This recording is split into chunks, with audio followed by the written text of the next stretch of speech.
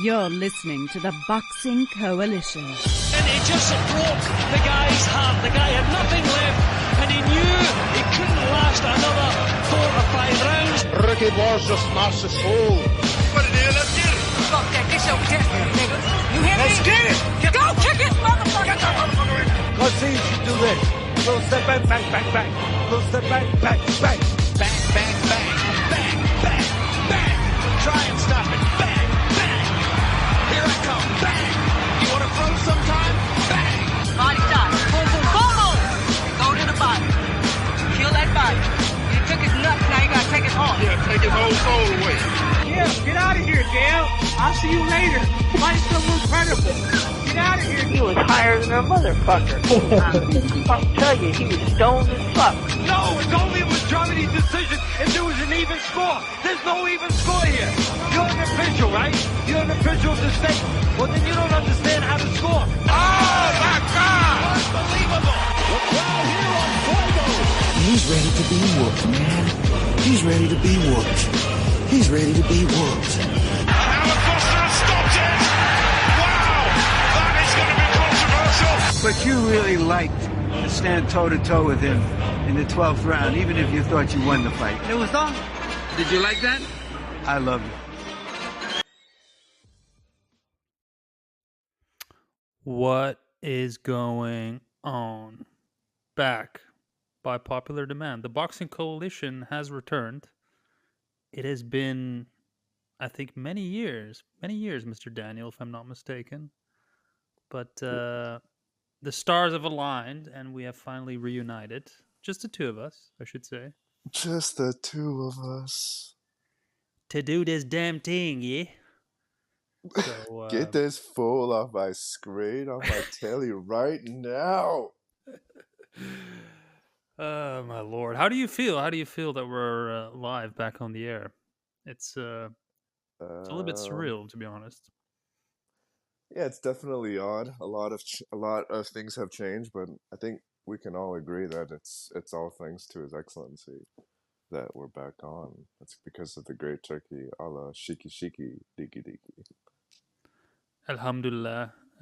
Praise the Riyadh season that has granted us all these amazing fights.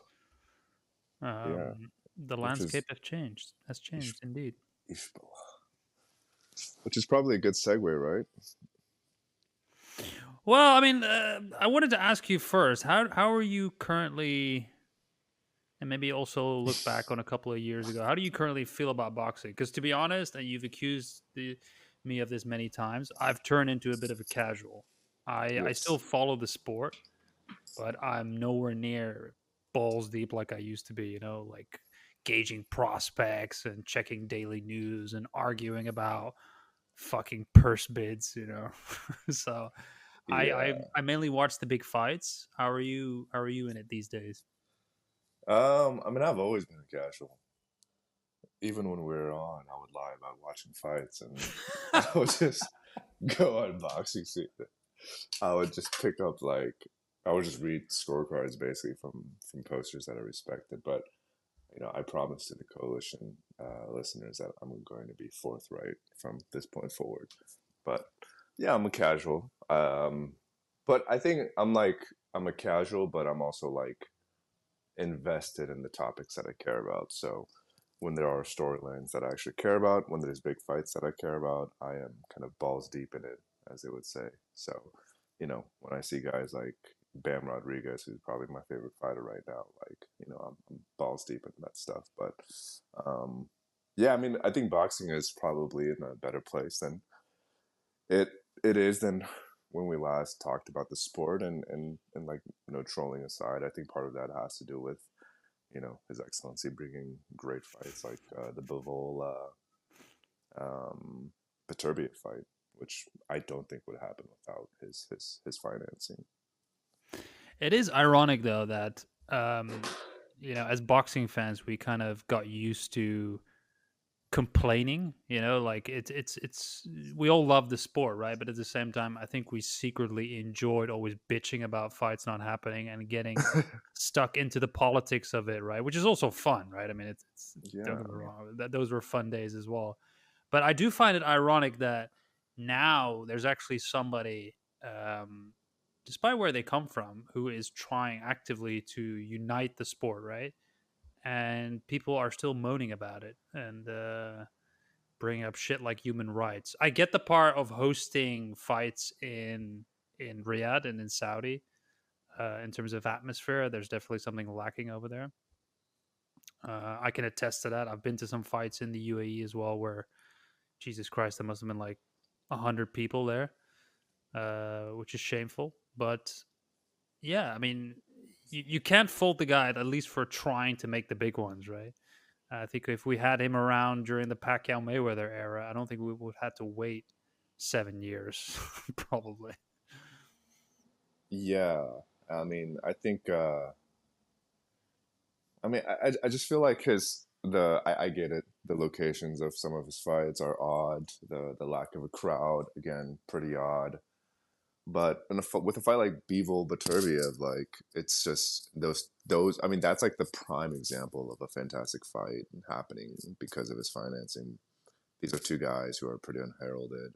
They don't have a large fan base. I know we mentioned that Archer has a bigger fan base, but that doesn't mean that he can draw. So the fact that this fight was in Saudi is doesn't diminish anything to me. And I actually thought the audience was pretty good. It was pretty fine. And again, like this is a new country when it comes to having big boxing fights. So I think they're gonna get adjusted and acclimatized, and the environments will be better moving forward. But again, like the fucking the rappers, the has been, the A list of the has-beens is just ridiculous. Missy Elliott showing up, fucking Ciara. I mean, geez, Busta Rhymes. Like, come on. If this was 20 years ago, that would have been fine, but not in 2024. It's kind of strange though, because there are some countries that just don't translate well into big events, and I mean, it all depends on what you enjoy. But if you watch an Inoue fight in Japan, it's almost like silent, right? And then whenever something happens, you hear like, oh, in the crowd. Kaito. Exactly. Same with like the old K1 fights in Tokyo, like it was dead silent. I mean, there's a certain charm in that as well. But the point I'm trying to make is that if you go to like football or soccer matches in the Middle East, they're actually very lively. So it's not like the people don't have the temperament to turn it into a spectacle. Yeah. I just don't think they're really bought into what's happening. They don't seem. I mean, some people are excited to see it, but they're not emotionally invested in it. And at the moment, it still seems a little like it's marketed as a kind of like a high roller, like event for the elites, so to speak. Especially if I look at the audience. Yeah, maybe that just hasn't translated. Because I would imagine the fans that you just mentioned regarding the football matches in the UAE, those fans aren't getting access to these fights. Yeah, I mean, it's not. I don't think it's necessarily because Saudi and the UAE are like the rich countries that are a little bit laid back, But there's other countries like Egypt, for example. I mean, I'm not going to mention Lebanon now, but that have like fan bases that get really, really fucking rowdy, And if you have boxing stars, for example, from that region where people get invested in, I think there's some potential there. But at the moment, you just have, you have Beterbiev versus Bivol, who are very stoic. They don't have local fan bases, and I do agree with you though. For that particular fight, we don't really need a big crowd, right? Because regardless of where it's going to be, it's not going to be an AJ type of atmosphere, and it was good enough. It was just a good showcase of top elite level fighters going at it. Yeah, like our mentor Luke Thomas would say, the gravitas of the fight did all the selling necessary. Indeed, the gravitas. But yeah, and man. Shout out to Bivol's wife too.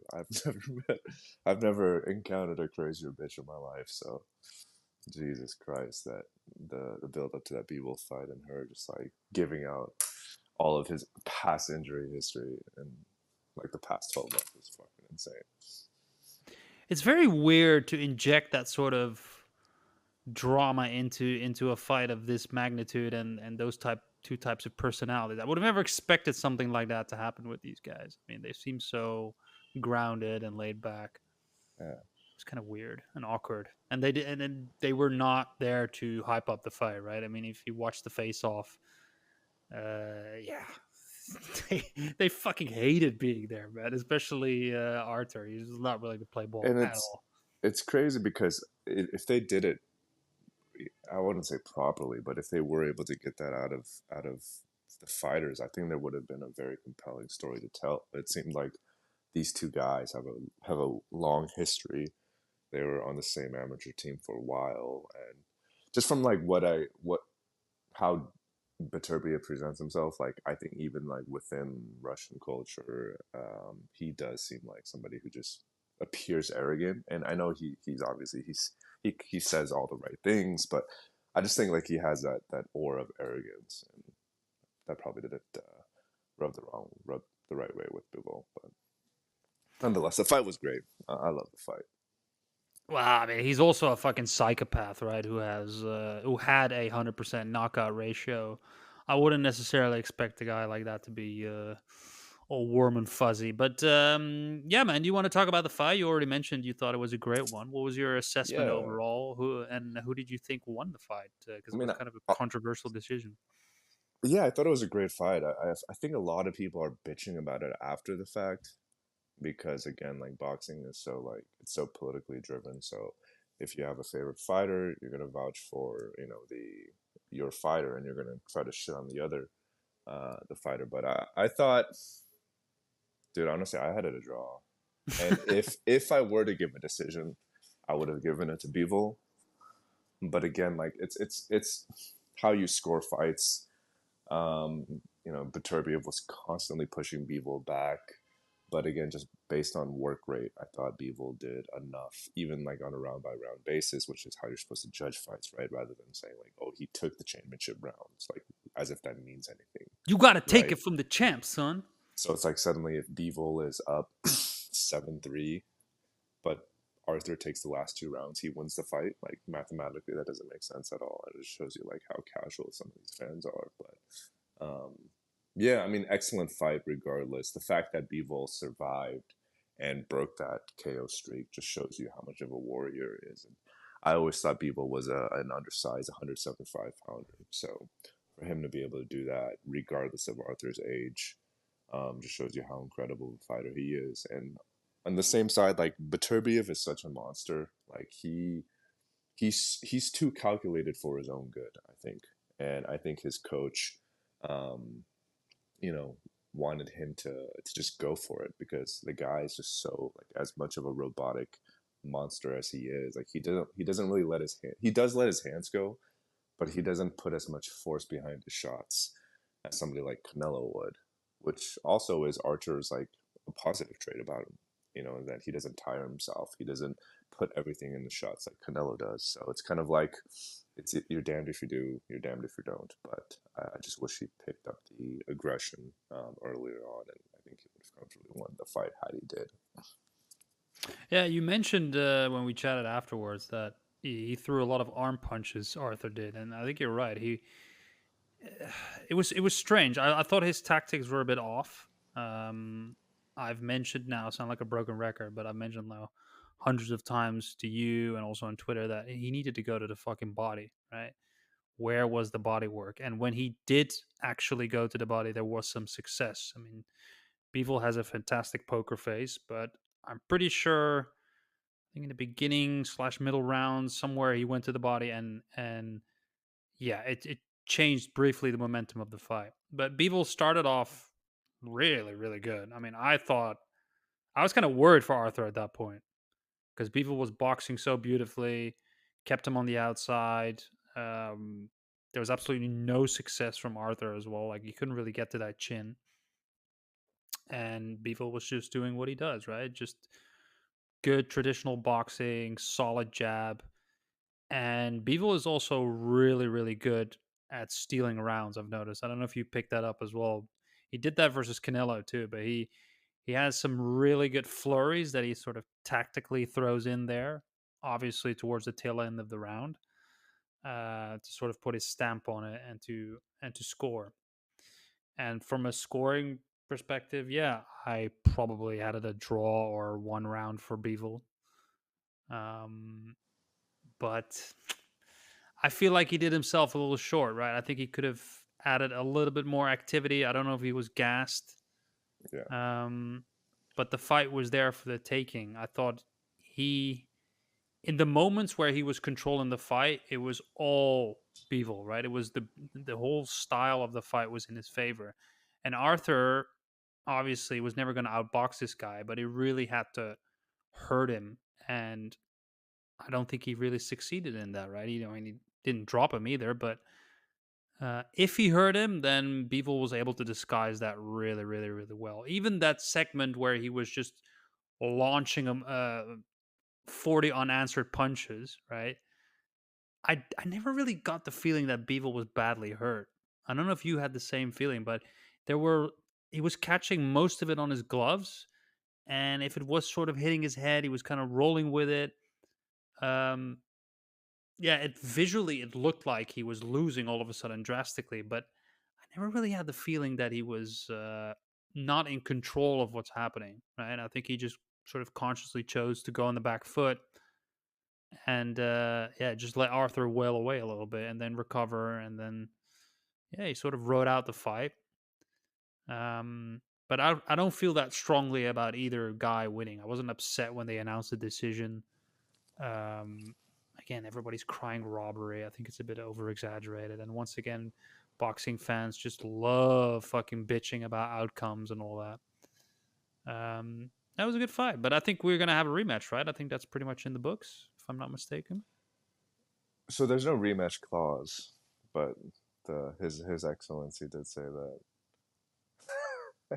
the Excellency has spoken, and there should be, there 100% should be.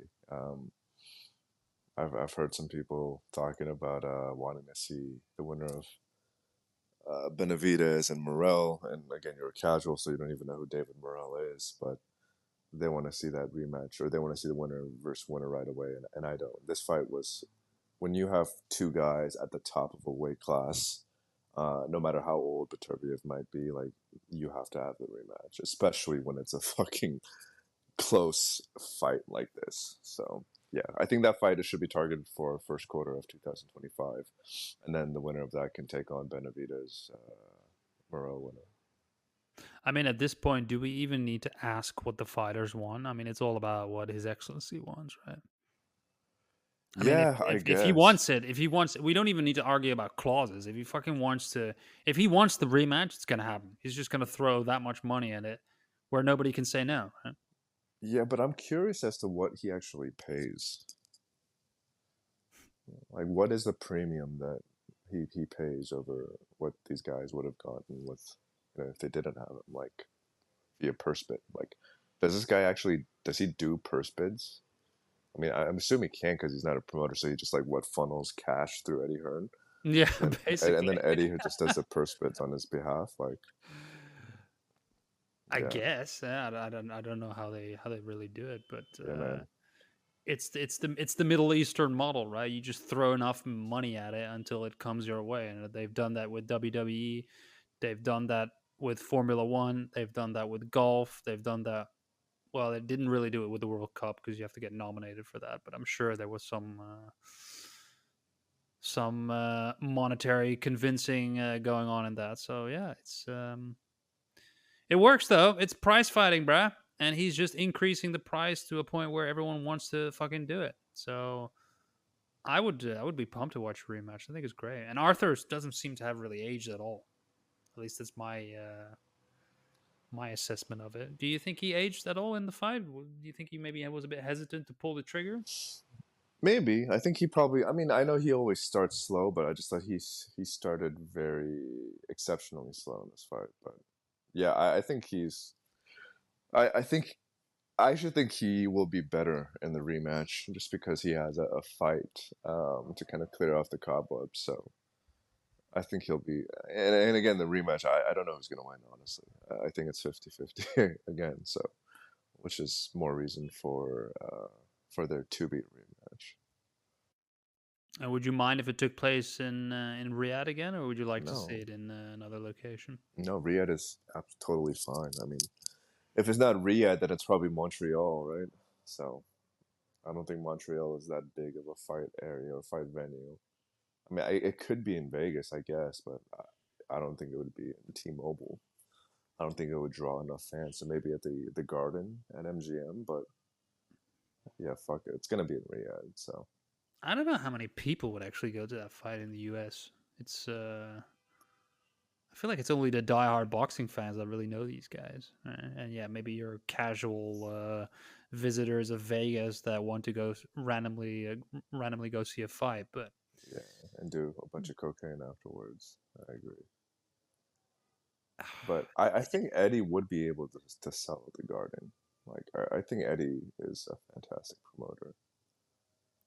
Oh yeah, mate, he's gonna sell it at the Garden, but it's they're just not giving you a lot to work with, you know, like that fucking hoe that betrayed Beevil it was the only dramatic thing about this fight, right?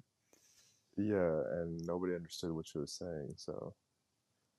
But you never know. Maybe Eddie could exploit her to get a true rivalry going, you know? Yeah, but then he'd be promoting against his fighter.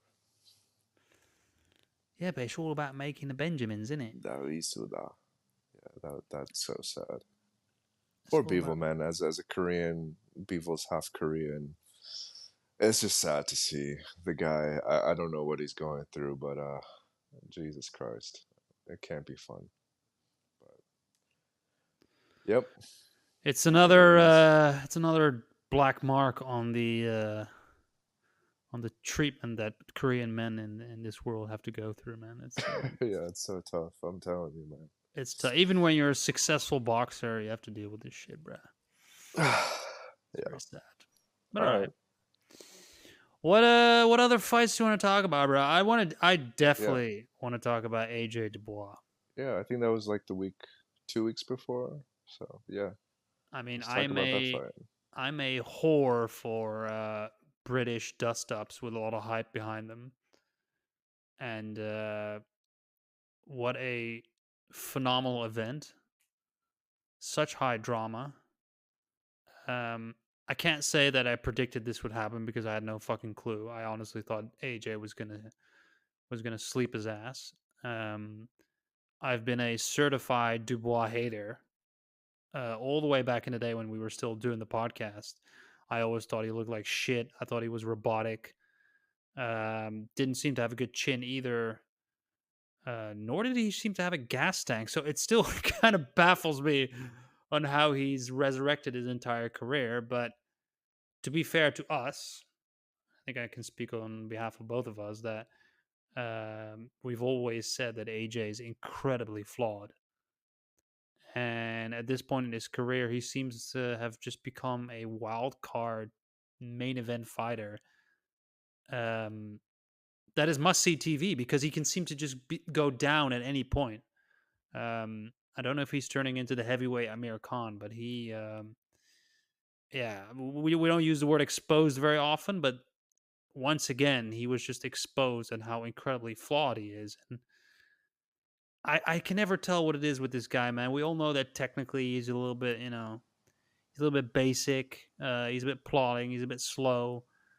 He has terrible recovery when he gets hurt. And he has terrible instincts when he gets hurt. He just goes into complete fucking weird mode. I mean, I don't know how to describe it. He's use the R word. Yeah, but I kind of want to post this on YouTube, man. I think we're gonna get banned if I use the R word. You can't use the R word on YouTube? Unless I upload the podcast on like a random fucking feed. Damn. So maybe I shouldn't do YouTube, bro, because YouTube's actually gotten kind of. Damn. So I can't use the F word either. No, we can't use the F word. You can't use like racial slurs or the other F word, the 6-letter F word. Or like homophobic words. I mean, let's see, bro. Yeah. I will upload it anyway because the people want this podcast to be uncensored, right? So We can say that he went total retard. It's No, fine. just say that he went full Lenny. He went full Lenny. Yeah, of Mice and Men. That's a deep cut, man. I don't Yeah, know if it's people just can full actually. But yeah, man. AJ, I think I think that was the nail in his in the coffin of his career, bro. What do you think? Wow, that's saying a lot, man. Wow. Bro, that it's funny that you mentioned Amir Khan, given their history. I thought that was a deep cut as well. That's true. That's another woman that gets in the way of guys being Fatwa. professional. It's not good. It's I mean, I wouldn't say nail in the coffin because they're likely gonna have a rematch, right? Yeah. But yeah, I think this fight, the discussion is all on you, man. Like to me, it's just it's kind of sad. Like when I see such a like a Tyrone, like the Chinese historian would say, like AJ, right? The guy who could, you know, like physically is just the most gifted fighter from like a pure physical standpoint, right? In terms of Yeah, like for size. bodybuilding, maybe. Yeah, that's true. I'm sorry, my mind got swept away for a second. I was just thinking of like my own personal fantasy, but excuse me. But from like a boxing standpoint, yes, I agreed 100%. The motherfucker doesn't know how to clinch. Once he gets hurt, he just kind of wobbles around the ring. His boxing instincts are so poor, and I mean, I don't think we can blame him too much for that last Hail Mary uppercut that he tried to throw against Dubois at round 5. I mean, but that's one of the golden rules in boxing is that you never throw a lead uppercut as your first punch. Like, unless it's like you're countering, like you don't throw it as you're going forward, and he did. But again, he was probably just so concussed at that point. He didn't care. And to his credit, like as much as we shit on his technical abilities, like he almost had Dubois out of there with that right hand to set up that flurry. So again, like as flawed of a fighter as he is, like he is must watch TV. So I think he's going to be at this point for quite a while. And to be fair, like I don't know, I could see him winning a title again. I can see him beating Dubois, snatching that title, and then he's right there in prime position to fight the winner of Usyk versus Fury. You don't think he's shot, dude? You don't think that ever since the little Tubby Ruiz knocked his ass out, that he's just never been the same, and it's just been a steady decline? Did we see enough in this fight against Dubois to make that conclusion? Because I felt that he got hurt way too soon for us to even make that decision. Well, I mean, yes, we didn't have a lot of time to work with, but it was again the same hesitant AJ that doesn't really take the initiative in the ring, right? I mean, credit to Dubois, he came out guns fucking blazing, right? Like he just went in straight up behind the jab and just started throwing bombs, right? He was not gonna. This was his night, and he wasn't gonna let anybody take it away from him. And I admire his courage the way he did that, man, especially against a bigger dude. But AJ was basically doing the same thing he's been doing since that Ruiz knockout, and that's pretending to be some sort of master boxer, which he isn't. Right? Why are you on the back foot? Why are you doing these like funky little feints and trying to jab when he clearly isn't jabbing, right? He's always just pawing it out there. He never really throws it properly. I just don't know what he's doing, man. What's the strategy? What's the game plan? You're literally the biggest fucking dude on the block, and you're just letting smaller guys run right through you. I just don't get it. It's baffling to me. I don't know what the strategy is, honestly. I mean, I just thought after the Ngannou fight, I just thought he looked like a revitalized fighter, bro. I thought Ben Davison fixed everything, I mean, I was kind of believing that for a second, to be honest, but yeah, he's just. I think he has too many demons after the first Ruiz fight, where he just can't go all in. Like he should have fought like Dubois in that first round, right? That's AJ. That should be AJ's fighting style, but I just think yeah, after you get humiliated like he did against Ruiz, like you're not the same fighter. And that Ruiz after that Ruiz rematch where he won like a decision by just basically making it as boring of a fight as possible, like, and I always had reservations about AJ reaching his potential. But even that, right? Even if he adopted that sort of strategy, he could have become very successful, right? But it's like you make a choice, right? You want to be that Klitschko type of fighter that just stinks out the joint every single time, but at least you have an incredible record and all the titles to show for it, right? But he doesn't really do that, right? He can't box for shit. He can't really brawl because once he gets hit, it's over, right? Like when he does that goofy fucking grin when he gets hurt, it really annoys me, man. You see him like swaying left and right like he's had too many tequilas, and then he like does a little smile, like, oh, we're gonna fucking go rock and sock him. Yeah. We're gonna do this right now. What seems to be the officer problem? Yeah, but it's just he just doesn't have an identity as a fighter, man. I don't get it. I don't get what his trainers are doing with him. Yeah, the Ngannou fight was great, but that's an MMA fighter in a 0-0 record, right? So can't really take too much credit for that. So by the way, he did annihilate him though. That was beautiful He to did. watch. It was insane. Oh, poor Francis, man. Le Yeah. Predateur. He sent him to the fucking wastelands on that one. Poor guy. Yeah. I don't think I have anything else to say in this fight. I just think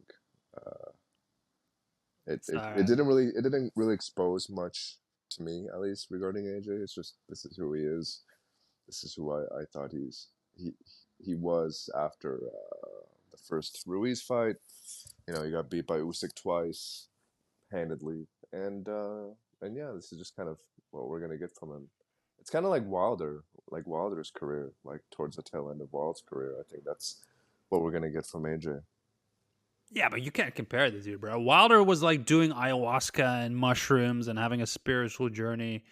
And that's not AJ, bro. AJ is always like, like staying focused, listen to my coaches, get ready mentally, spiritually, physically, emotionally.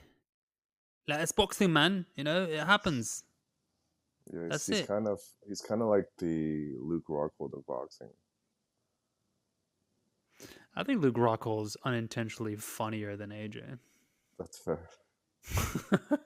Yeah, I mean, I know this is a boxing podcast, but when Luke Rockhold was on that dating show and he just casually asks the girl, "Hey girl, do you spit or swallow?" I mean, he cemented himself as a goat. See, AJ would never say that because Exactly. he's so media trained and brain. It's all Lucasade commercials and shit. If some girl would ask him that, he'd be like, "Listen, girl, I gotta stay focused. It's boxing, man. Anything can happen, right?" She's like, "Sir, this is a Nando's chicken. What are you talking about?" Poor AJ. But anyway, he's had tremendous impact on the sport. I just don't see a reason for him to continue fighting. They could still do a blockbuster with Tyson down the line. I would still watch that, obviously. But the rematch, who you got in the rematch, bruh? I got Dubois. Yeah, I think he's tripled that Lemmy strength right now, dude. He is buzzing, man. I think you could see it in his eyes on the post fight as well. He was just like, "Did I just do that?" He honestly might be a Lenny. I mean, that lead up press conference, like the guy was like, you can tell he's not all up there in the head, right? But maybe that's what he needed, dude. That's why I was so surprised that AJ got so angry with him, because he was just sitting there with a goofy fucking smile, right? He's like, "Hey, we can do it. We can do it now, man. We can do it tomorrow. It don't matter." And you could just see there was nothing behind the eyes, And then AJ just got so angry. It's like, dude, you can't beat up a special kid right now, dude. That's not cool, dude. I think as a test, We need to give Daniel Dubois a rabbit and see what he does with the rabbit. Dude, I don't know, man. That's too much of a deep cut, I think, but That is a deep cut. it is. We Well, give him a Rubik's Cube. yeah, that would take fucking decades for him to solve, so we'd be there all night. There's a lot of mice and men deep cuts today. Yeah, I saw the fight too. Yeah, I saw the fight too. But yeah, fantastic atmosphere. Wimbledon, incredible event, and it's good to see some old faces back as well. I know you're a fucking hater of British boxing, but seeing people like Adam Smith, doing post fight analysis and stuff, it was Yeah. it was great. But I would like to talk about the Zone production as well at some point today, because I want to take a huge fucking girthy dump on that shit. Yeah, sure you can.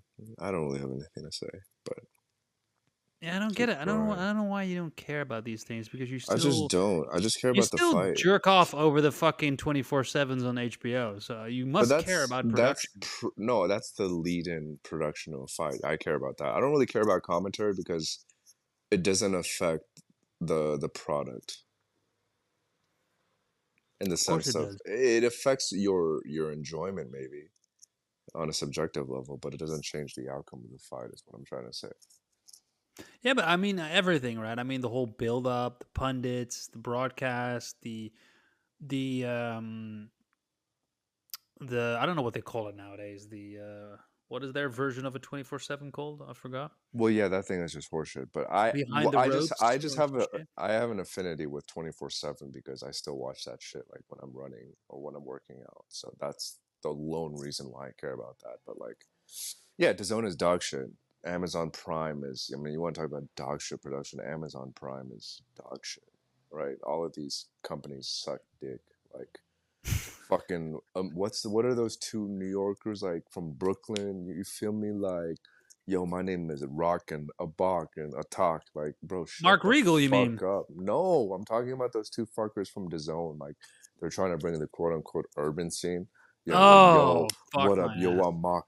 Hey, yo, cuz, you feel me? I was on the block and they're saying Canelo Berlanga. Hey, yo, Puerto Rico was in the house. Like, bro, what are you talking about, man? Shut the fuck up. I don't care about your fucking buzz cut. I don't care about how you dress. This is a fucking fight, and these two fucking clowns clearly don't know shit about boxing. But that's just kind of our society and the way that, we're trying to tap into the culture, you feel me? Trying to use words like, yo, we tapped in. We locked in, cuz. It's like, dude, I don't give a fuck. Locking into what? It's like, I don't know, bro. It's like, yo, that shit slaps. That shit was a slapper, cuz. It's like, I don't care about any of that. I just want to watch good fights, and yeah. That lingo is a bit above my pay grade, bro. I'm trying to be down with the streets nowadays, but it's hard, bro. Yeah. It's but I just don't get it. The thing is, that shit has never worked in any other sports. I don't fucking understand why they're bringing it to boxing. Like you mentioned the singing and the dancing. If you go to the most popular basketball, like let's say you go to the NBA playoffs or you go to the Champions League of soccer, right? You get thousands of fans in the arena that are so hyped to see it. Everyone's locked in.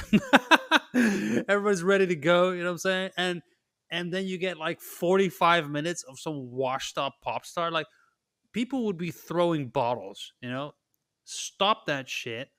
Stick to the basics. HBO and a little bit kudos to Showtime are the gold standard. And just copy it, man. What are you fucking trying to do? All these goddamn people that have nothing to do with the fight game, right? That have no knowledge whatsoever. And they come up with these takes that have no added value. I just don't understand it. I really, really don't understand it. And it's not like these people are not around. You still have guys like Adam Smith in the game. Give him a fucking contract, dude. I don't get it. DAZN has the worst fucking... You have the guy from Glory, right? The lead commentator. Then you have, Sergio fucking Mora. The goddamn worst. And then who's the other guy that's there? Sometimes you have Andy Lee, who's okay. It's okay. Not too bad. But come on, man. There's so many good fucking commentators out there. I just God, I honestly, I prefer Andre Ward and Tim Bradley over those fucking fools from the Zone. It's just abysmal, and I hate those two. You know that. Yeah, because you're racist. It's got nothing to do with race, bro. I mean, we talked about this years ago. I just don't like Andre Ward because he calls himself the son of God, and I think it's one of the most arrogant, narcissistic statements ever. Dude, he is the son of God, bro. He's not the son of God. He is the He's son of a fouls he's and a clinching. son. Yeah, I don't know. I just don't care enough about it. I just turned the commentary off and I just watched the fight. So, yeah. It's sad, bro. Even the voiceovers are just not good. You know, I mean, I know you do an excellent imitation of the narrator, but it's just I mean, corny. that's Amazon Prime, Showtime. It's like, these are not just boxers. These are warriors cut from a cloth from the streets of Puerto Rico, from the streets of Guadalajara, Jalisco. Yeah, but compared to like the golden years of 20, like Floyd, as much as I hate Floyd, bro, like the 24/7 back in the day was so good that I watched every Floyd fight because the build up to the fights were so amazing, man. Like they even made like Victor Ortiz a likable person who could resonate with people. Like they were just so great at storytelling, you know. So the And they didn't make Martinez, it seem corny. That's the thing. It yeah, was because it was exactly the same concept, but one was not corny and almost like epic and movie like, and the other one is just dog shit. So it's cool.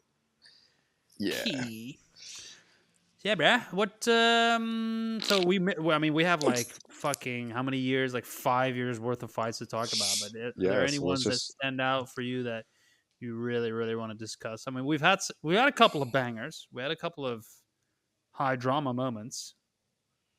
Yeah, and unfortunately, none of them have been by Canelo, right? I guess Bivol Canelo, but he was on the losing side of that. I mean, shots fired. What are you suggesting right now, bruh? I mean, everyone on this show knows that I grew up a huge Canelo fan. I still am. I still love watching him fight. I mean, technically, there's so much to pick up on when he fights, but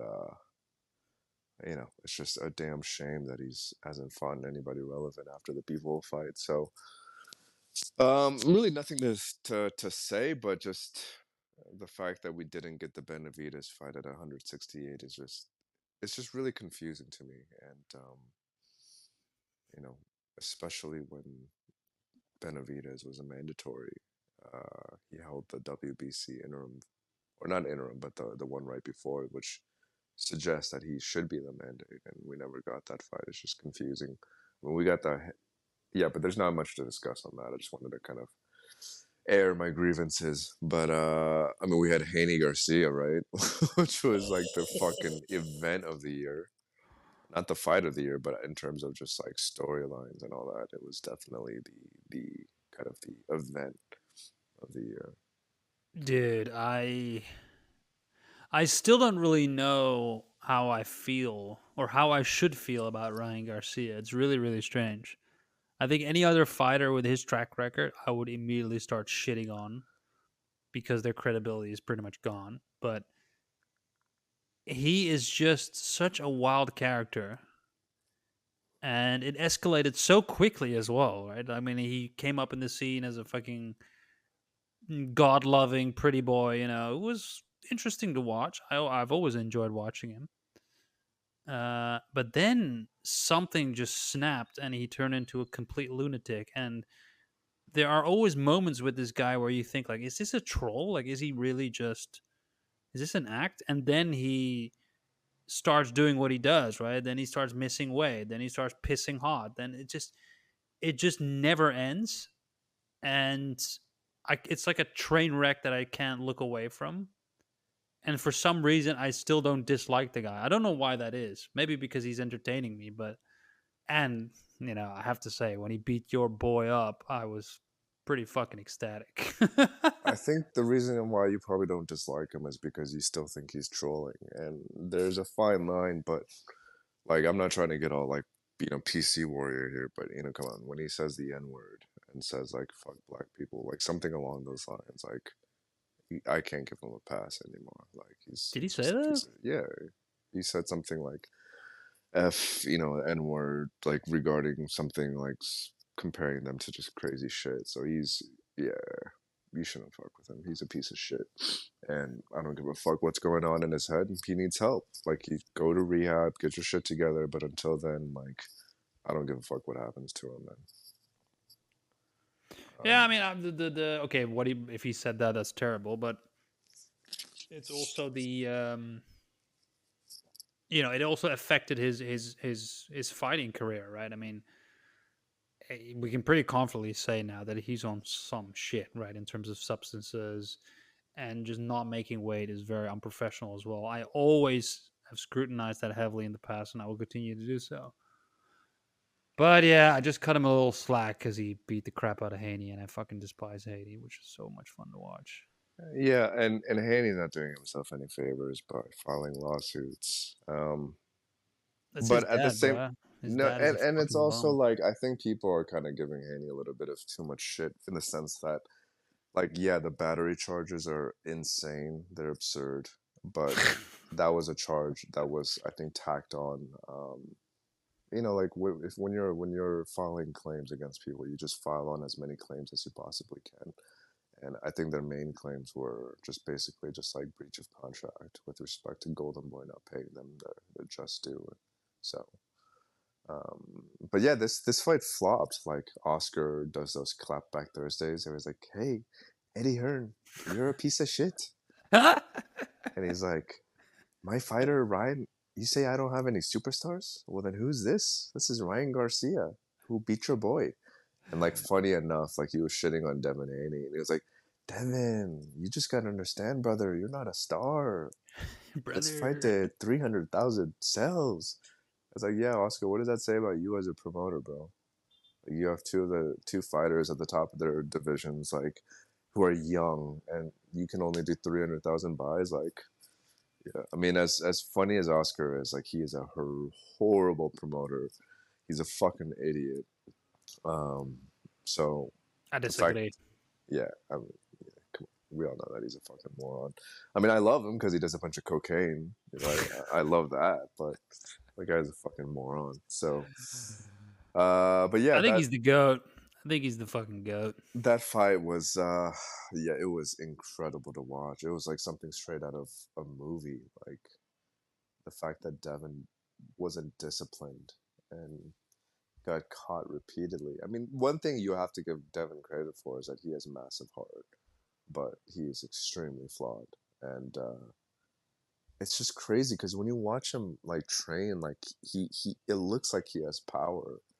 Like, when you watch him on the mitts, it looks like he has decent power, but it just doesn't translate at all. In the Because he pulls his punches, bro. I've been saying it from day one. No, but he caught Ryan clean a couple of times in that fight, and I think Ryan got maybe a little wobbled, but maybe it's a little bit of that, but it's also just, he's just probably feather fisted. So I don't know. I mean, obviously, I don't know for a fact, but really? I can tell when somebody doesn't commit to their punches, right? I don't know what I mean with the fact is I don't know how much power he inherently has, right? He's probably not as powerful as the biggest knockout punchers in boxing, but he has enough pop to hurt somebody.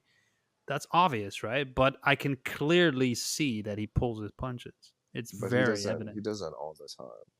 Yeah, but Yeah, just because he doesn't do it 10 out of 150 times, that's still but what I'm enough to saying me. is, in the 10 out of the 150 times when he does connect clean, it still doesn't have a visible impact. But enough to drop somebody. I don't think at that weight class. At 140, I don't think so. And that's a scary thing because he is already having trouble making 140 pounds. So, yeah, it's just, I thought Devin was gonna be, I I I thought he was gonna be a very good fighter, and I think this fight is like, talk about traumatizing losses. We were talking about that Ruiz fight. against Mm. AJ, I would be very surprised if Devin Haney is able to recover from this fight, especially given like how drawn out everything has been. So, but I don't mind Haney. I've always had a soft spot for him. So, Yeah, but you yeah, used to have a fetish for his fucking bag work, but and his jab, the dude has got a beautiful arguably the jab. nice. He has an incredible jab. Got the, I mean, got that imagine strong if jab. AJ had Devin's jab. That'd be like the ultimate fighter, bro. Yeah, he does have a beautiful jab. So, but yeah, I mean, we got a bunch of guys, right? We got guys like Tank, who's fighting bum ass Lamont Roach. I don't even know who that is. Yeah, yeah, not much to be said about that. Just that Tank has a horrible resume, even though he's probably one of the most gifted fighters I've ever seen. Shakur Stevenson's career is just going to shit. Where is he, dude? He hurt his hand, I think, sparring. So, yeah. Dude, Shakur just vanished off the fucking planet, dude. He's too sensitive. I want that Shakur fight versus Tank. Yeah, It's a great stylistic matchup. And then upcoming fight in November, which is kind of odd, but we have a matchroom fight in Philadelphia with Bam Rodriguez and Jerron Ennis fighting two guys I don't know, but that's cool to see that connection. But yeah, mate, because Bam Rodriguez is a star. yeah. He's an absolute star. That's what he is. Yeah, Bam is the shit, bruh. Just a genuinely nice dude and a phenomenal boxer. A pleasure to watch. Absolute phenomenal. And I love just little dudes knocking people the fuck out. That's just amazing to watch. I hope he gets as much fame as possible, bro, and makes a lot of goddamn money because he deserves it. Absolute phenomenal fighter. And contrary to your belief, I did call him to be one of the top prospects to be. You still deny that to this day, but I clearly remember we talked about it. I mean, I always got a lot of shit because I never liked watching the smaller weight classes fight, and it was just because I thought the people were like overhyping their skill set. But when I see somebody like Bam, I'm like, yeah, this guy deserves all my attention, so I'm gonna give it to him. I just wish he came up a little bit earlier because it would have been nice to watch him fight these fighters in their primes, you know, like guys like Gallo and fucking Rung Vasai and those guys. Chocolatito when they were fresher, but yeah, I mean Estrada is ducking the rematch, and that's fine. Like the Gallo is what, like he's very old. He's not a duck, bro. He is. He's moving up a weight class. He had an immediate rematch with Bam, and they turned that fight down, and he's moving up a weight class. Yeah, I honestly don't really blame him on this part. Yeah, I agree, but it's still a duck. It's like Lomachenko ducking Tank. Like just because Tank is a bitch and ducked Lomachenko early on doesn't mean that Lomachenko isn't ducking him either. It's just it is what but it they is. never fought, bro. I mean, he's. Yeah, but what difference does it make? I'm saying Estrada has fought everybody. He's at the tail end of his career. He fought Bam. Fair. He fought a monster, basically, right? And he found out in the ring that he was a monster. Yeah. Does he really need to take the rematch? I mean, geez Louise, man. He's pretty close to retirement. He did drop Bam, though, to his credit. Yeah, of course. He's always in the fight, dude. I just never thought Gaia was as like technically brilliant as everyone said. They're like, oh yeah, this guy's just so incredibly skilled. Like to me, he's just a very, very technically sound, especially for a Mexican fighter, a very disciplined fighter, but nothing that like wows me from a technical standpoint. Yeah, well, so he's a very patient guy. I like his discipline, but I've always enjoyed the fights more where he chose to sell out. That was always really, really fun to watch. So he's a great fighter, man. Especially the legacy that he created and really popularized those lower weight classes together with Chocolatito and the guy who eats rats. What's his name? Rung Vasai. It's come on, man. What? That's our. That's not racist for me to say that. Yeah, and Marquez drinks his. I'm sure there's still fighters who drink their own piss, right? because of Marquez. Yeah. Ah, Marquez, what a pioneer! But I want to touch on the blockbuster Usyk versus Fury, bruh. The rematch or the first Did you fight? see the fight? Of course I did. It was, yeah, it was. It was high drama. It was. I was very fucked up that night, but Where did you watch the fight? at a strip club. Oh, Yes. when Usyk came back, and took momentum of the fight. I Yeah. bet you told some girl like, wait, No, hold I on. was at a strip. I was at a club in Bogota, and I had the phone propped in, and I was like, when Usyk dropped him, I was like, oh my god! And the girl was like, ¿Qué pasó, Dani? ¿Qué pasé, amor? ¿Qué está haciendo? I was like, ah, lo siento, amor. Just Fury is down. muy It's no ocupado bueno. It's no bueno. con la pelea. She's like, okay, tranquilo, papi. Like, okay. Yeah, but that shit was insane. Props to Usyk, man. Fucking like to be under Lomachenko's like shadows when he was coming up to cement his legacy and to overtake Lomachenko like is insane. Like especially at the higher weight classes where jumping up a weight division means like so much more than it does from going to 130 to 135.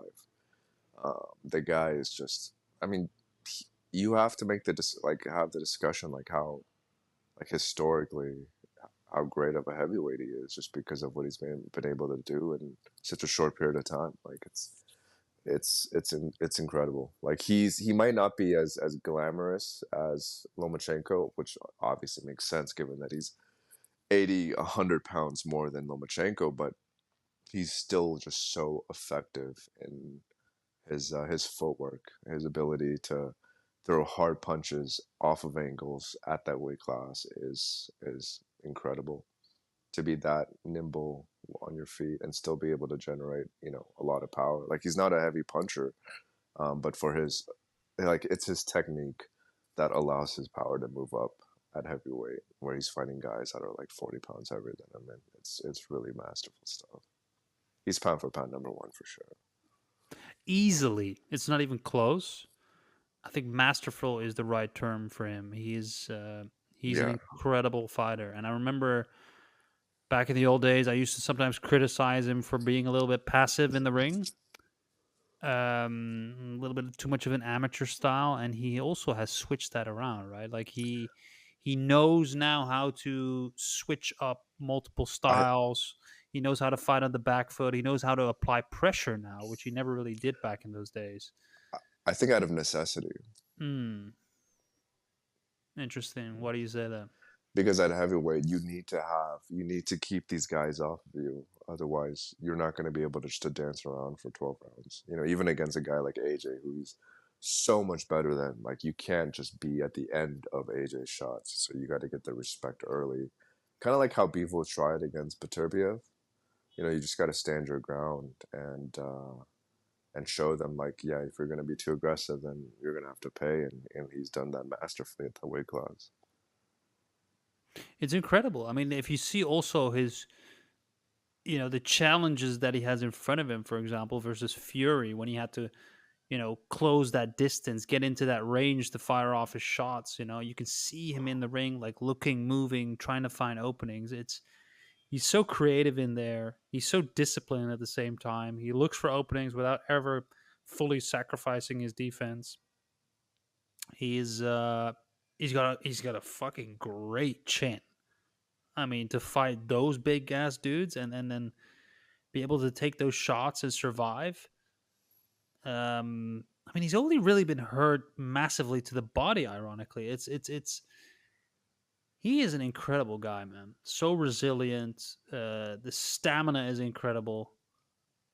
I believe he should go down in the history books as one of the all-time greats at those weight classes. I don't know if you can specifically say heavyweight, but just as a whole, right? The top weight classes, he is he's one of the greatest of all times, man. I mean, how can you not rate him? What a fucking resume. And I don't understand people that criticize it now, like in hindsight, because not too long ago, people were praising Tyson Fury as one of the best heavyweights of all time, right? So, fuck out of there with that bullshit, man. Give this guy his credit. And he's just so, yeah, he's such a fucking weirdo as well. I love it. Yeah, he's the best. He's got absolutely the weirdest personality in the world. He just seems like a nerd who's extremely athletically gifted and is just daring to be great. So, and also watching Fury lose was incredibly satisfying. Yeah, I mean, you hate Fury. I don't mind Fury. I don't mind Fury at all. You big dosser. Because he's a troll. Yeah, but trolls stick to trolling and don't all of a sudden try to, lecture people about Jesus and fucking mental awareness and mental health and all that. I don't mind the mental health thing, man. Fucking, like, come on. My life's too short to be tied up around that. But yeah, man, other than that, I think, I'm just trying to think what else is. A lot of these weight classes are pretty much dead. I mean, well, we had the Crawford-Spence fight, right, which was huge. Nobody expected Crawford to just obliterate Spence the way that he did, but I think Spence is moving up and fighting Fonfora at 154 pounds in Dallas, and Jerry Jones's stadium. So wait, and who's he fighting? He's fighting Fundora, the guy who beat Tim Tszyu. And Fundora is a 6'6", 154 pound junior middleweight. And this is a Dallas Cowboys stadium? It is. Why? What do you mean, why? Spence is fighting against this guy. Yes. How is that going to fill up this stadium, dude? It's because it will, because Errol obviously is from Dallas, and I think he's built up enough clout. Bro, he sold out Dallas Stadium when he fought, I think when he fought, was it Danny Garcia or Sean Porter? I think it was one of the two, and he sold it out. Like, he has enough ties in that area to sell it out. Well, I do know that Jerry Jones is quite a huge fan of Mr. Errol Spence, I do believe. Yeah, he's like, Errol embodies the cowboy tradition of always losing in big fights. Yeah, that's not cool, bro. No, I'm kidding. Errol's a good fighter, but I don't like the fact that he sacked his trainer over money. That's a bitch-ass move, but... I mean, was there ever such a grand unraveling as that fight against Crawford, man? I mean, AJ has unraveled in very dramatic ways, but that was tough to watch. This wasn't, it was tough because it wasn't dramatic. It was just a systematic beatdown of just skill. Like, you can harp as much as you want about Spence's car crash, his eye, like, those are all valid reasons, but it doesn't change the fact that he got annihilated by Crawford on a skill level. And I think Crawford probably could have gotten out of there much sooner, but he chose not to because I think they're like good, they're friends. And yeah, Crawford would have always annihilated Spence. I've always thought that he's too good. Talk about another pound for pound great generational talent. Like, I think Crawford is so great that you can have those like fantasy matchups. You want to talk about Crawford versus Floyd, prime for prime, who wins? Like, you can have those discussions because Crawford is just that great. What about Crawford versus Dak Prescott? I do believe. I do believe that Dak would have an incredible amount of sex in the early rounds, but that he would eventually choke, as he always does, usual. He does do that, indeed. Yeah, but yeah, man, just Crawford just, had that fight against that tricky, I think it was the Ukrainian guy. But yeah, and he's just at this tail end of his career too, and he wants that Canelo payday, so. I have to say though, in that particular fight with Errol, I didn't expect him to just out of the gate beat the shit out of him, right? Like, usually Crawford is quite tentative and sort of likes to observe a little bit in the first couple of rounds, but it was just, he really came into that fight with a chip on his shoulder, man. He knew with every inch of his fucking body that he was better than Spence, and he was going to prove it from the first. Yeah, bruh. I thought you were gonna say something else, man. With every inch of his tremendously strong body, I believe he would beat him.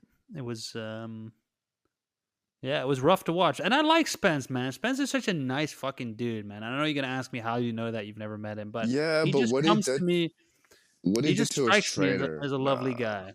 what he did, I like Derek James' trainer a lot, and the way that he just shysted him, like financially, kind of like it makes you can't believe what you see on TV, bro. Like he just might be Lenny too. He kind of strikes me as a Lenny. He is, bro. You The way that remember he when he went to the talks. Dallas Cowboys and he was just like standing on the sidelines in a cowboy hat and like, man, these boys run fast, man. These real fast. It's really nice to be here and just, see how them boys are training and getting ready. You know what I'm saying? Say what you want about Tank, but Tank to me is like entertaining as fuck when he talks. Like so to me, Arrow doesn't have any of that. He's just doesn't have any charisma. He's just a country boy, man. That's all he is. But Tank is yeah, he's got a little bit of Lemmy in him as well, but a little bit of street. Like he's got that Baltimore edge to him, I think Tank is a lot smarter than people give him credit for. I like Tank, man. It's just a shame that he hasn't fought anybody because, my God, when you watch him fight, you're just like, dude, how are you so good, bruh? But He is really good, but it's great to look good against nobodies, bruh. That's the problem. yeah, You gotta, you can look like Roy Jones did in his prime, fucking beating up taxi drivers, but then once you fight somebody with a pulse, it's all different, bruh. So, it's unfortunate, but he's at least he's been honest about it, right? Him and his fucking promoters and his team, they're not shouting from the rooftops that they want to dare to be great. I mean, that didn't come one time out of their mouths. They're there to make money and versus the least possible risk. So in that way, yeah, at least they're honest about it, right? They're not pretending. But it's sad. It's a waste of talent, and we're never gonna see probably some brilliant fights that would make an absolute spectacle for him to demonstrate his skills. You know what I'm saying? yeah. It's I'm just trying to think of other big events that happened. Well, I mean, there was a lot, but I mean, it's not like we've had fights of the year all over the place. But we're just getting warmed up. You know what I'm saying? We're gonna keep it, a little bit limited today. Not go to. Why am I talking like Jerry Jones all of a sudden? What's going on? Because you're an incel. Well, that's true. We gotta get I mean, a lot of things have changed since we last been on, but I think we need to get our boy Chinese historian on the TV on the channel and just go through the life of a Chad versus an incel and the life of a Chad and a Tyrone. Who's the biggest Chad in boxing right now? That's a great according question. to you? I mean, looks wise, it would be AJ. But AJ doesn't. I don't think AJ bangs, bruh.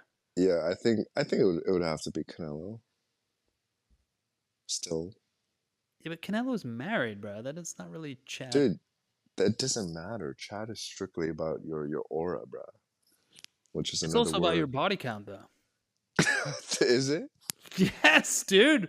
Yeah. All right. To all the Are listeners, you red pill or not, dude? to all the listeners out there, make sure you clean your bed. First thing you do when you wake up, just clean your bed. Listen to Gary Vee podcasts. Get motivated. Go to a local garage sale. Try to make as much money as possible, bro. That's life. Yeah. I mean, I'm thinking now who's actually the biggest Chad.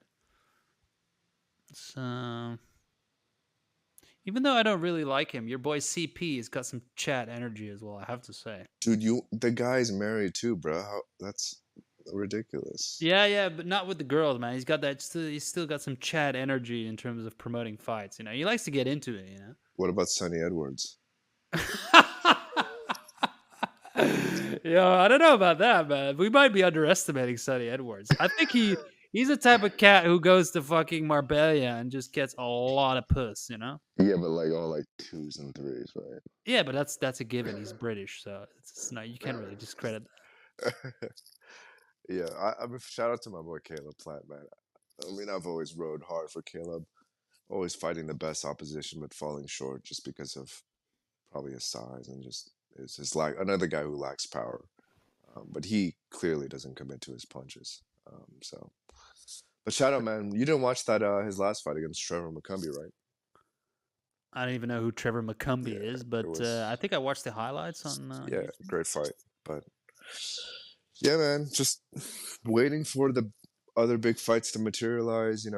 Again, I know you don't know Morrell, but you should watch some of Morrell's fights. He's a Cuban prospect that everyone was just like harping on and on and on and on and on and on and on. But him and David decided to both move up to light heavyweight, and they're getting thrown in against each other right away, which is surprising. But props to. I always fuck with David. Always fighting the best opposition. Always daring to be great, despite doing all that blow in his early part of his career to lose the belt. I'm a huge David fan. I'm also a fan of anybody that does blow and then gets in the ring and fights, dude. It's It's so badass. I just love David's energy, dude. Yeah, there's something. I don't know. When I look at him and I hear him talk, like there's something brewing inside that guy. There's an unhinged element to his character that just you don't really see it come out obviously during a press conference, but right? If you would run into him at like 3 a.m. in a nightclub, some shit's gonna go down. If you saw him at like 3 a.m. in Houston, Texas, outside of a Red Sheriff bar, and you'd be like, "Hey, David, man, great fight." And you'd be like, "What'd you say to me, fucker?" Yeah, exactly. Like smiling. Pull out a knife on you. I was like, "No, I was just saying, like, that was a great fight, man. I'm a fucking huge fan." He's like, "Oh, okay.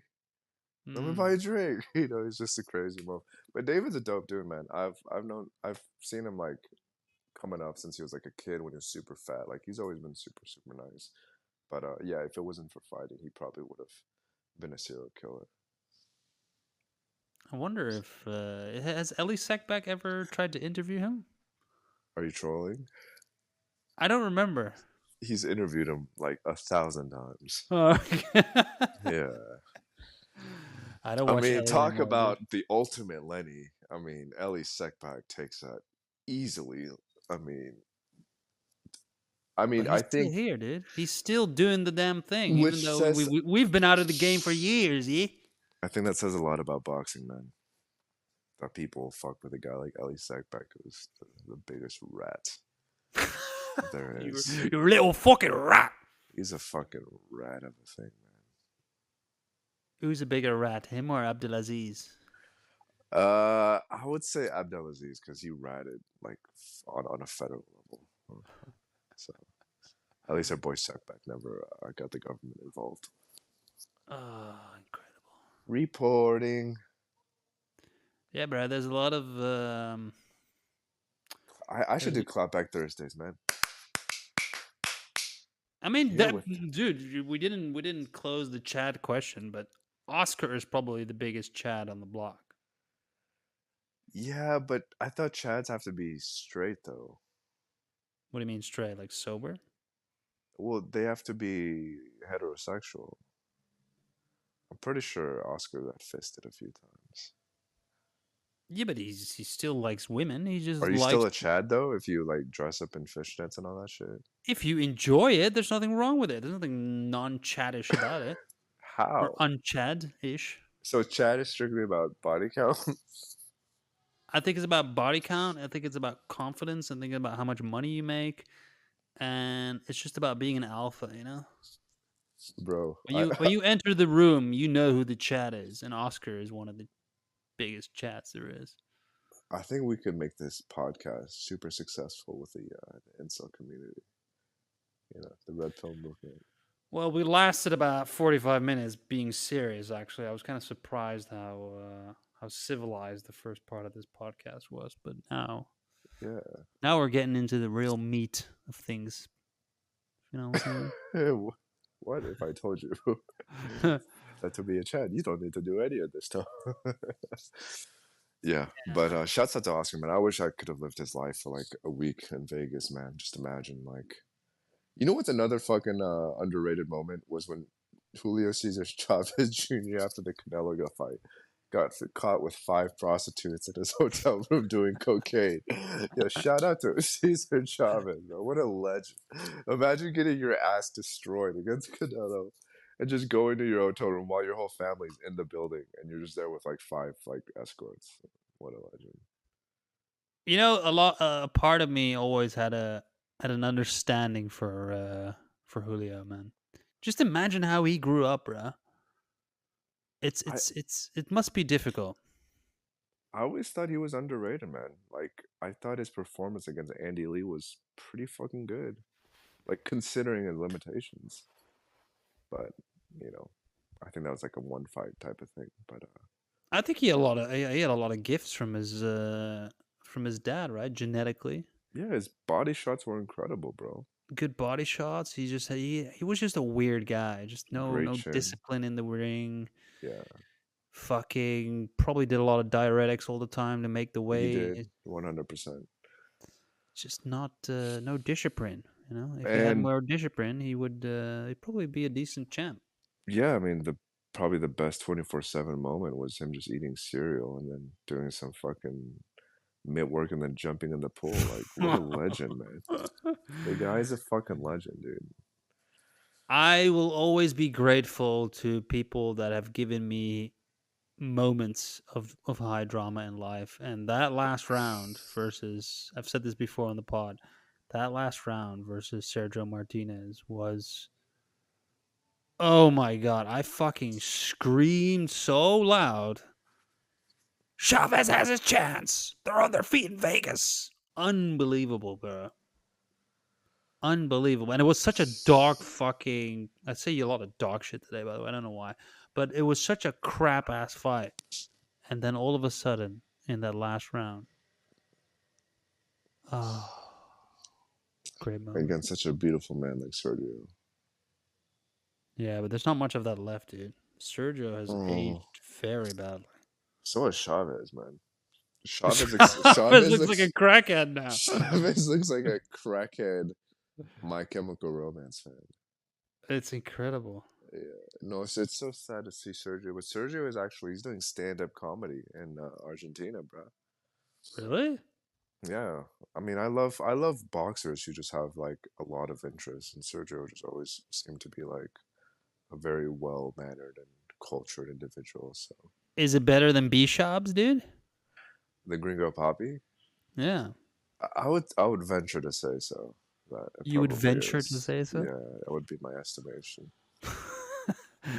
Well, you should watch some of it because your Spanish is good, right? So you at least get the gist of what's. Yeah, but I can't. I hate Argentinians when they speak Spanish. La verdad, como trata toda la gente, somos aquí. I think you covered your mic a little bit, right? You sound a little bit muffled. No, I was just trying to do the lisp accent of the Argentinians. Cinco. So Cinco de Mayo. Es un día muy famosa. Yeah, but shout out to Sergio, bro. He was always a gentleman and wonderful. He Maravilla. Yeah. Great nickname too, by the way. Incredible. Fantastic. Incredible. Inevitable. All right, bruh. We're about an hour and 20 minutes in. I think we should start slowly wrapping this up. We will consider this to be a resurrection episode where we give everybody a little bit of a warm-up. But do you think that we should commit to doing this a little bit more often, Daniel? Would you? Yeah, I think we should do this like on Do you have the desire to do such a thing?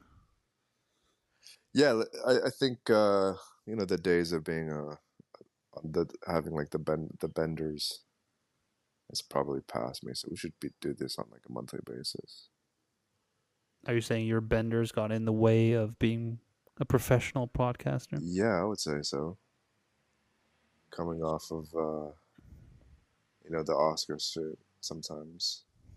Being in Colombia, it's kind of hard to stray away from that. Or Brazil. But what if I told you can do cocaine and a podcast at the same time? And I don't think that would be a good combination, brother. I don't know, dude. I'm thoroughly enjoying these Conor McGregor live. What do you call them? Live tweets? What do you call that shit? The Twitter Spaces. The Twitter Spaces. Thank you. Yeah. Joe, that's an illegal blow to the knee. Shut up, Joe, you little fool. Yeah. The favorite part was Bilal. I mean, I know boxing fans, like, they don't give a fuck about this, but Connor just goes on these coke benders and he's eating like what is that? A strawberry shortcake ice cream with the fucking breading on the top, and he's like, Bilal Muhammad is a champion. He's like, who in the fuck is this guy? Get this on my telly now. But I think boxing fans have gotten to know him a little bit because he does show up at all these events, right? And then he gives this. Somebody sticks the camera in his face and he does these breakdowns of the techniques. You know, it's just. Oh man, he's just a Chad than Oscar. He is a fucking gargantuan Chad, dude. Everybody talks shit about this guy, but everybody wishes they had his life, dude. Come on.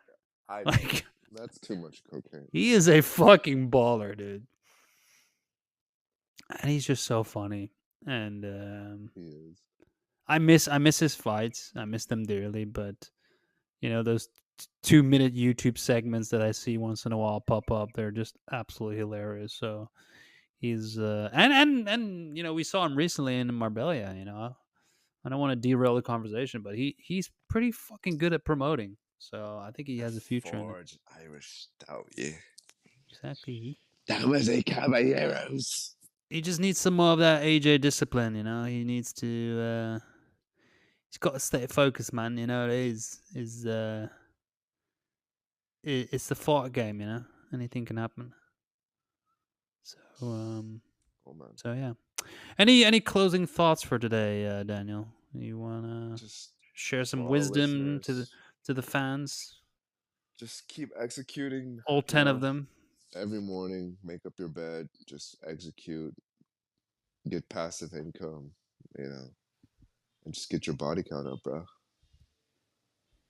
I don't know if they have, bro. I mean, you know the boxing community. We're not exactly about. What are you talking about, bro? What? We're all about just slaying puss, right? Shout out to host Slater Dwyer. Shout out to Suleiman the Scholar. Who else? Fucking shout out to Robbie from the intro. Robbie, yeah. Where did he vanish, dude? He used to fuck with the boxing voice, and then he just disappeared. Yeah, shout out to our guy Victor Salazar. Shout out to Victor Salazar. And The Dream, obviously. The Dream. Yeah, dude. Shout out to The Dream and Boogie Down Sean. Still holding it fucking down with the boxing roundtable, man. Yeah, once slaying them hype gobblers. When we go out to Brooklyn, we definitely got to make that a thing. You know, shout out to Bed-Stuy. Shout out to Crown Heights. There's and shout out to the old Coalition crew, man. You know, they might not be around anymore, but shout out to them. What are you talking about? Are you saying that they've all died? I don't know. Some of them have vanished off the planet. I know Leon's still alive. He made a fucking new Twitter account. We should have Leon on the show then. Our boy Rob from Who? Rob. Why did I just call him Rob? I'm talking about Joe. Dude, Rob is like a name of like a white Chad. Come on. You want to compare him to Ski Mask Joe? Robbie. No. Robbie. MV Chew. Shout out to MV Chew. Shout out to MV Chew. Shout out to fucking Mal Alpha, who actually I think is in Medellin, which is insane, but he's probably getting a lot of puss. In Colombia. Yeah, Mal bro. Alpha. Yeah. Maybe I should start selling courses on for all of our listeners who want to go down to. Do you want to give a shout out to the TBV as well, bro? Still holding it down? Of course, man. They're the pioneers of the sport. Yeah, I agree.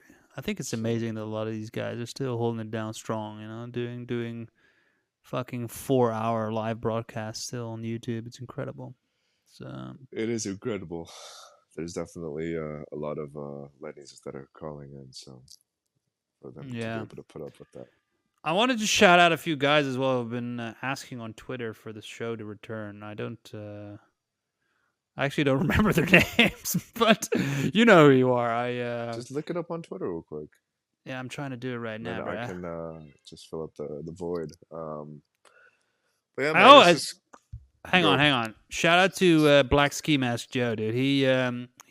Well, first of all, he's a legend, right? We can Yeah, all- he's a friend first and foremost. he's a friend, but he tweeted me 3 days ago. He's like, dude, I paid the pay-per-view, and right after this stupid mini little concert aired, my feed didn't show the main event. I looked all over the zone and nothing, and I'm pissed, fuming at that. Yeah, that one was weird because wasn't there like a special broadcast deal where DAZN showed everything except the main event? So he only got to see Missy Elliott.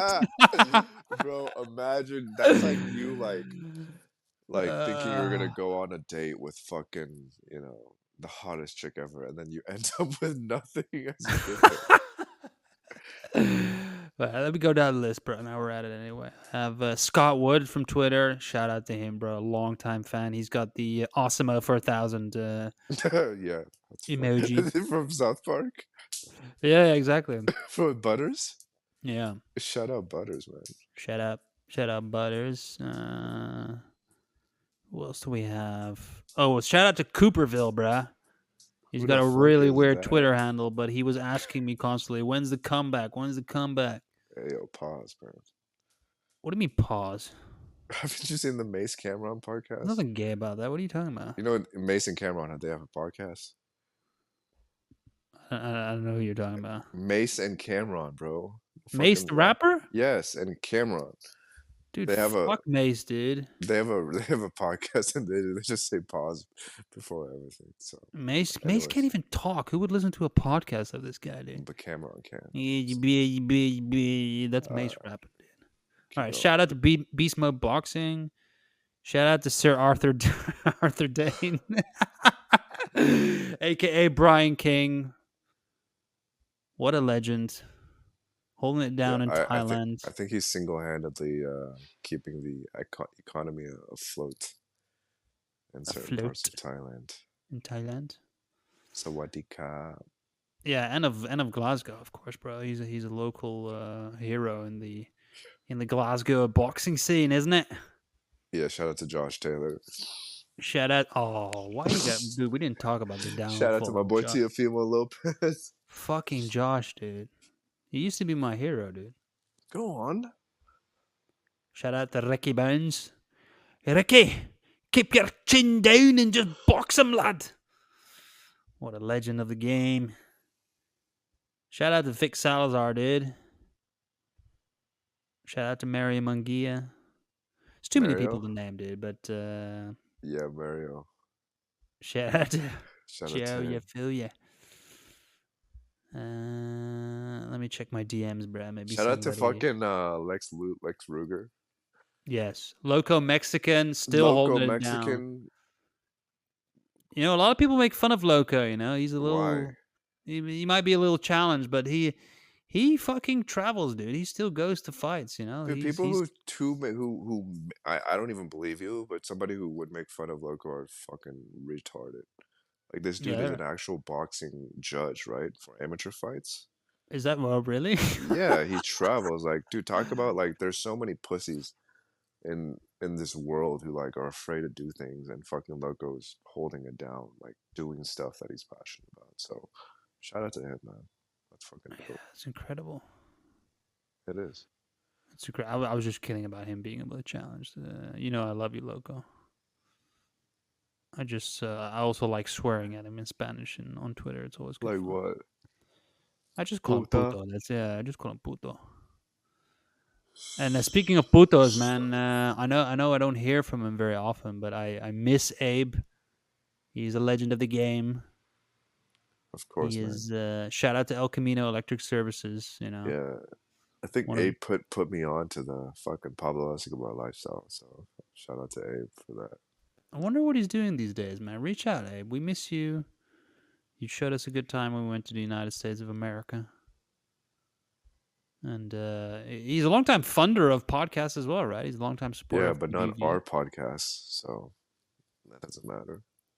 Yeah, but we Yeah, don't if really you- need funding, dude. We're just raw, right? We don't Nah, have bruh. Patreons. We don't have boomerangs. We don't have. We all could that. have a Patreon. Do you think people would reciprocate to that? Yeah, bro. But what would be the rewards? You get to hear us talking, just saying that things are gay. So level 1, you get. Yeah, just saying like talking about chads and how to get the red pill movement and that kind of stuff. Yeah, I'm not really sure if they would sign up for that. Shout out to Cumtown, my favorite podcast. I mean, maybe they would sign up for you analyzing the girth of Canelo for like an hour. It's possible. The girth of AJ. AJ, man. So yeah, Don't shout do it, out Daniel. to King J. King J, dude. Oh my god. I haven't heard that name in like forever. Yeah. King J. That guy was always lit. Shout out to Ephraim.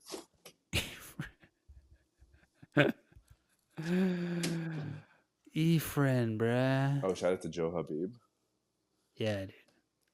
Joe Habib is still just jacked. remember- He's still jacked, by the way. Just yeah, saying. but I don't care. To me, the greatest Joe Habib moment was when he was. I'm talking about going to the gym and seeing some of these girls who were like young and basically like saying that they were kind of asking for it, which is the most out of pocket thing I've ever heard in my life. But I love the honesty, though. Yeah, there was some real chat energy over there. For sure. It's a lot of love, bro. There's a lot of love to go around. We love everyone, and we miss shooting the shit, especially in person with everyone. That was always good fun, man. No homo, though. What was that? No homo. Oh, for sure. Yeah, we don't do none of that over here. I'm gonna hit that for sure. All right, man. I'm gonna wrap it up. We're gonna post this bitch online, and